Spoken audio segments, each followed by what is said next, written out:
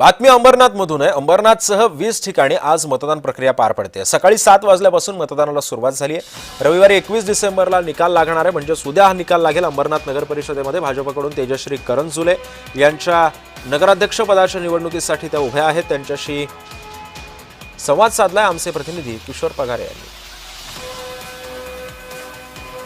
अमरनाथ निवडणूक जी आहे नगर परिषदेची, त्याला आता अवघे काही तास उरलेले आहेत। आज रात्री 10 वाजता प्रचार संपणार आहे। मी आता भारतीय जनता पार्टीचे प्रदेश सचिव गुलाबराव करंजुले ज्यांच्या सून तेजश्री करंजुले ह्या उभ्या आहेत त्या नगराध्यक्ष पदाच्या उमेदवारीसाठी। एकंदरीत गेल्या 1.5 महिन्यापासून कशा प्रकारे प्रचार झाला, कशा प्रकारे या निवडणुकीमध्ये त्यांचं वातावरण होतं, या सर्व गोष्टीवर आपण चर्चा करणार आहोत। माझ्यासोबत आहेत दसुरखुद्द गुलाबराव करंजुले। जय महाराष्ट्रामध्ये आपलं स्वागत। काय सांगाल की कशा प्रकारचं वातावरण ह्या गेल्या 1.5 महिन्यात झालेलं आहे?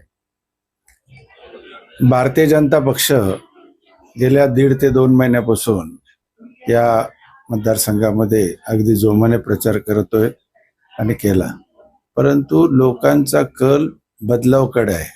लोकांना बदल हवाय आणि असा बदल हवाय की जेणेकरून शहराचं काहीतरी कोणीतरी कल्याण करेल आणि विजन असलेल्या माणसालाच निवडून देण्याचं लोक सुज्ञ झालेत।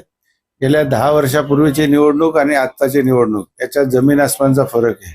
लोक विचार करू लागलेत आणि लोकांच्या आवडीच्या उमेदवाराला लोक मतदान करणार आहे। या सर्व एकंदरीत परिस्थितीनुसार काय निकाल हाती येतोय हे आता आपल्याला पाहावं लागेल। व्हिडिओ जर्नलिस्ट संदेशसह मी किशोर पगारे, जय महाराष्ट्र न्यूज, अंबरनाथ।